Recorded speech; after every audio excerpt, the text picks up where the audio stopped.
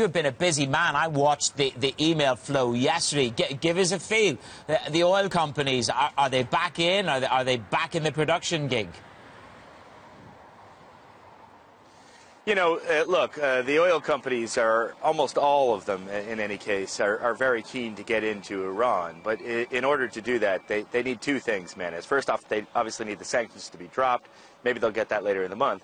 But they also need a deal in Iran that they can live with. I was talking to Bob Dudley, and he was talking about production sharing agreements, now PSAs. Now, these are deals whereby Iran would allow an international oil company to come in, drill, explore and drill. They would then be able to cover their costs with the revenue that they generate from that and share the profit with Iran. That's something that's worked in other countries in the past. Russia had a bunch of them. But it doesn't mean that it's something that Iran itself is happy to do. I caught up with Iran's oil minister. Have a listen. You'd be willing PSAs. We knew form of country, Iranian form of contract, not PSA. It's not PSA, it's a... you think it's unfair? Better situation, it makes better situation and more attractive thing for them, and long term, and with a better situation, but it's not PSA. I mean, there's no doubt PSAs are good insurance companies for the international oil companies in the sense that they know that their costs are going to be covered and they might even make a fat profit. But there you hear Iran suggesting that maybe they don't think that they're the best deal for them because, of course, they want to keep as much of the money as they can. Service contracts are one of the things that, for example, Iraq has done, whereby an oil company gets a certain number of dollars per barrel, and then the Iraqi government gets the rest of the money. But a lot of the oil companies are saying those just, you know, really don't cut it now. Economically, they're not interesting enough. I caught up with the CEO of Lukoil. That's Russia's largest independent oil company. Vagit Alikperev is his name. He's a double-digit billionaire. He's done a lot of business in Iraq, where there are service contracts, and before the sanctions in Iran. Have a listen to him.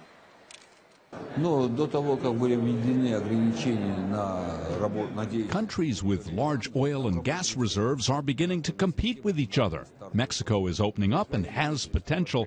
There are big shale opportunities in the U.S. Iran needs to create terms that are attractive to investors. It has to be something between a service contract and a PSA. I think what's interesting, Manis, is as I was thinking about this yesterday, you know, you would have thought that Iran is in a position to sort of dictate conditions of the oil company's return because they all want to get back in. But, you know, as he was explaining there are other options around the world. You know, what's pretty clear is even after the sanctions are lifted, if the sanctions are lifted at the end of the month or at a later date as part of the snapback of sanctions, after the verification process has happened, and the world community is convinced that Iran doesn't have or pose a nuclear threat. But clearly the negotiations between Iran and the international oil companies, where they're going to be seeking a fair deal, be able to book their reserves and make their shareholders happy, that process is going to take some time as well, and may not necessarily be a really sweet deal for investors in the end. Manis? Brian, how concerned are the oil companies that, you know, that they will be an even playing field? I suppose in terms of that production scenario, if Iran, when those sanctions are lifted, if a deal is done, because the distance between sanctions being lifted and the ability to produce is very, very short.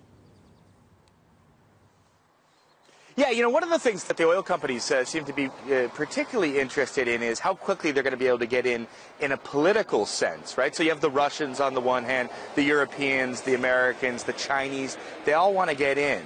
But, you know, will, for example, Iran be more favorably disposed to, for example, the Russians because they were less, you know, sort of for the sanctions that were unilaterally introduced by the European Union and the United States? And Alikperev, for one, was telling me, no, probably not. And his example was Iraq. You know, U.S. troops were in the ground in Iraq fighting the war there, got rid of Saddam, and yet the government that came into power as a result of Saddam being deposed by U.S. troops didn't just hand out the contracts to U.S. companies. Lukoil's there, everybody's there, because Iran will have an interest in politically hedging itself against problems down the road. So they'll want a mixture of investors. So perhaps we won't get, an uneven playing field where the Russians and maybe the Europeans can get in ahead of the Americans.